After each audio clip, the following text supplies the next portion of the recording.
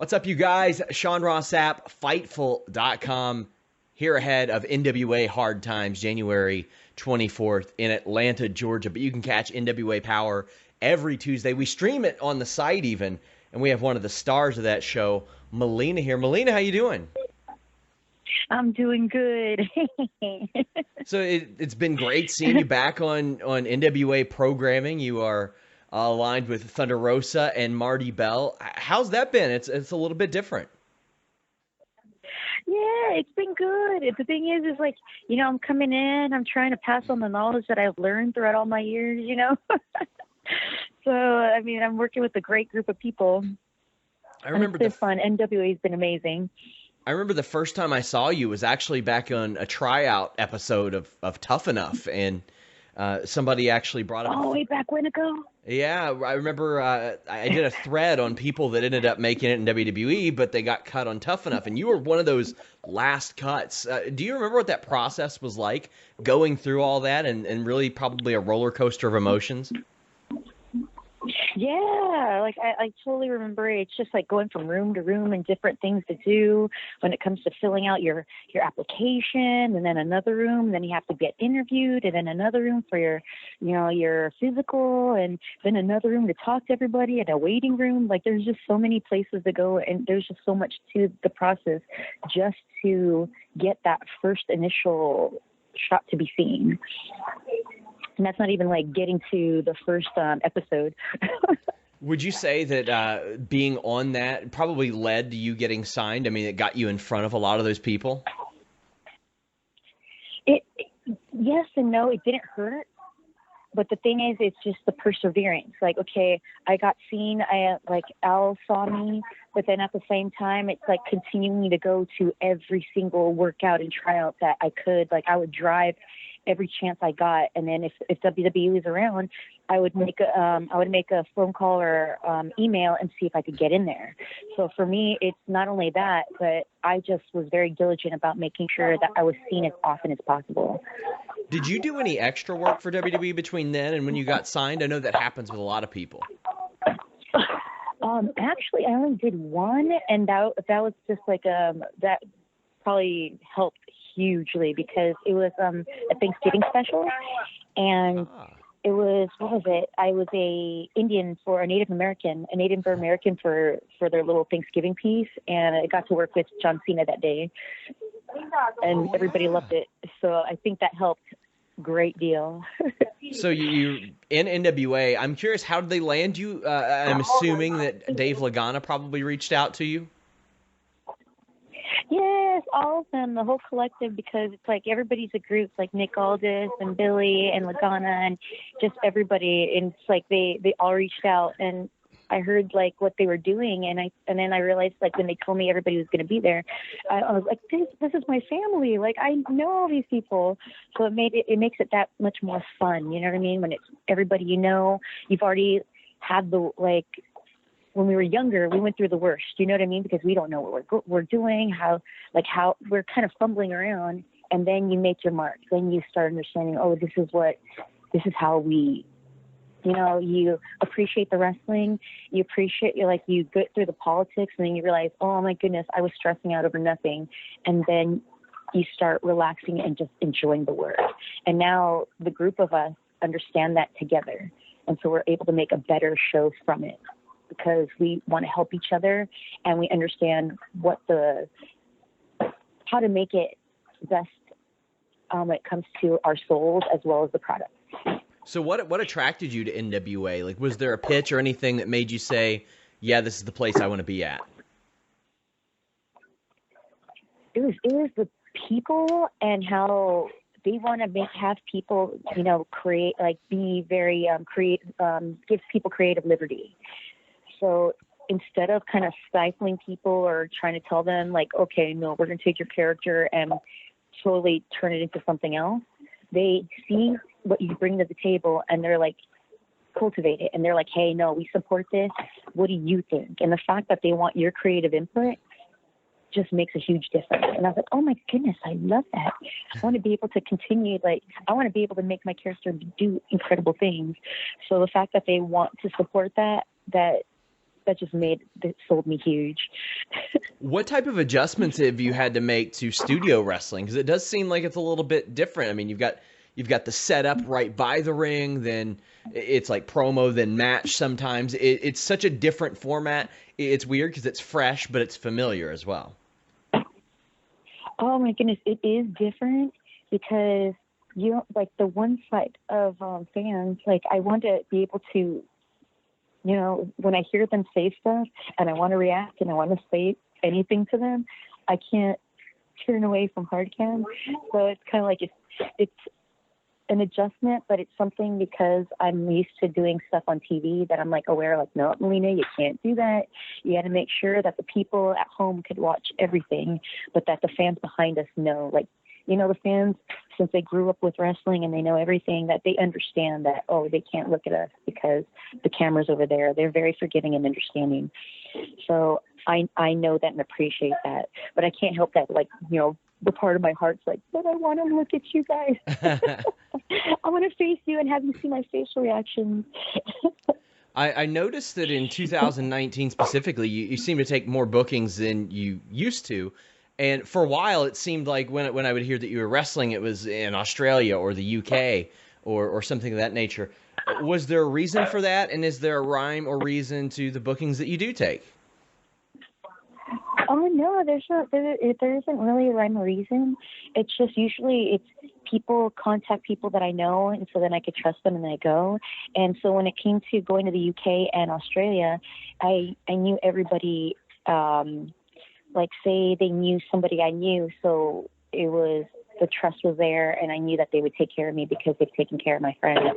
But those tours that I went frequently, it's because like we all enjoyed each other's company and we worked with each other so well so much that, you know, we kept getting invited back. So but there wasn't really any rhyme or reason. I just anywhere anybody like wants to hire me, I'll go. I want to see as many fans as I can before the end of my career.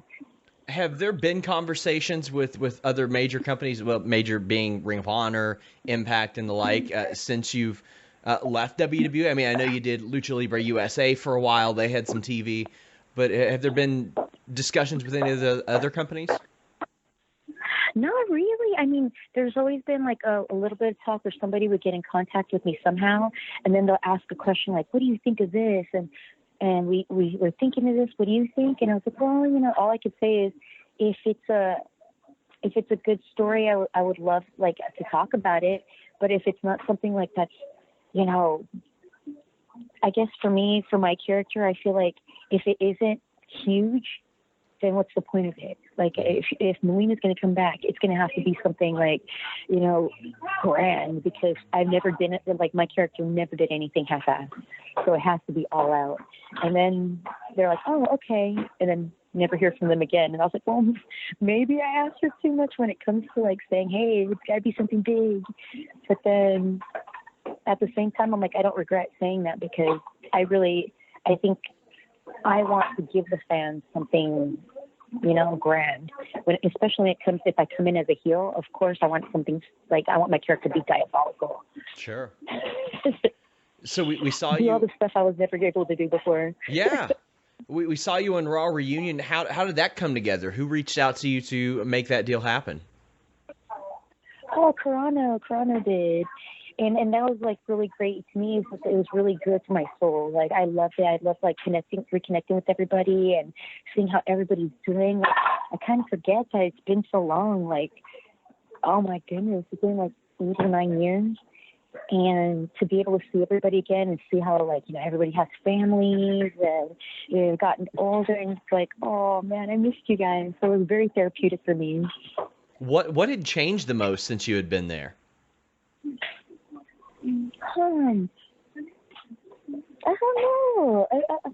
It's just, I guess maybe it's just that it's different people. I could tell, like, for the reunion, the people who came back, we were all, like, you know, more bubbly. But probably because we don't work there all the time, so it's like everybody's all happy because it's the reunion. Yeah. But it was just like the difference energy-wise, where it's like we were more like chipper, and then they were more serious. Now, I know from I think it was about 2012 to 2015, you'd stepped away from wrestling, at least in the ring. Did you think that you were ever going to come back? And what was the motivation for you taking that time off?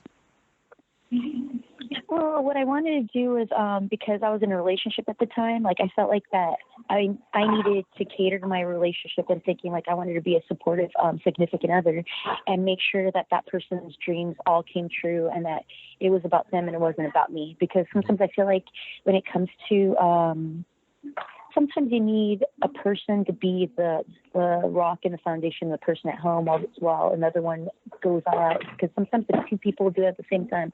And I'm not saying sometimes, I'm not saying it's impossible to do that two people set out and get their start their dreams and they go for it at the same time.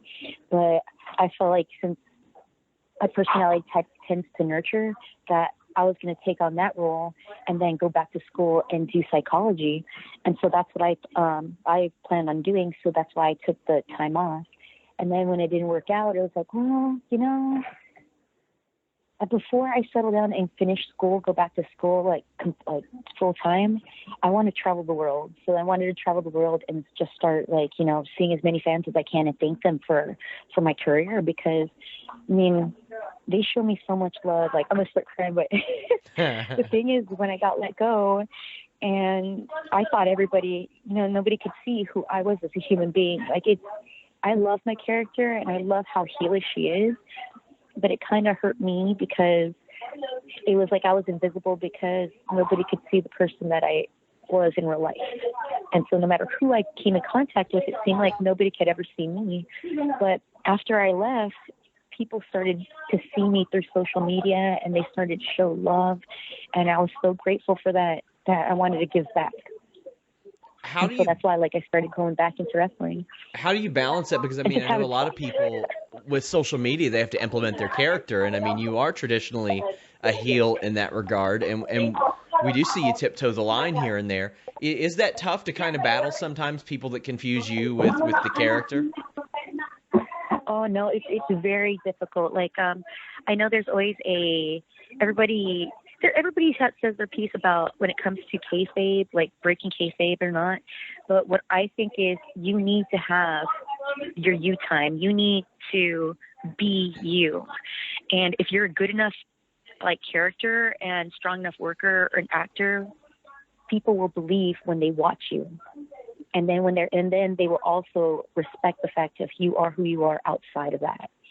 So as much as maintaining kayfabe was amazing back in the day, but the thing is that if we do not keep who we are, like have this balance, then we'll end up going to go crazy. We're going to go crazy. That's why I felt like it was very isolating, and I needed to be me because the real me wants to hug people. I'm not angry. I don't like to be upset, and you know, I want to be nice, but the character is my alter ego where it's like all those times where somebody cut me off, you know, and I get upset. She takes it out on people in the ring, you know. And wrestling's so unique because, I mean, you are Melina Perez playing Melina. It's like it's a different character, but it's still your name. Yeah.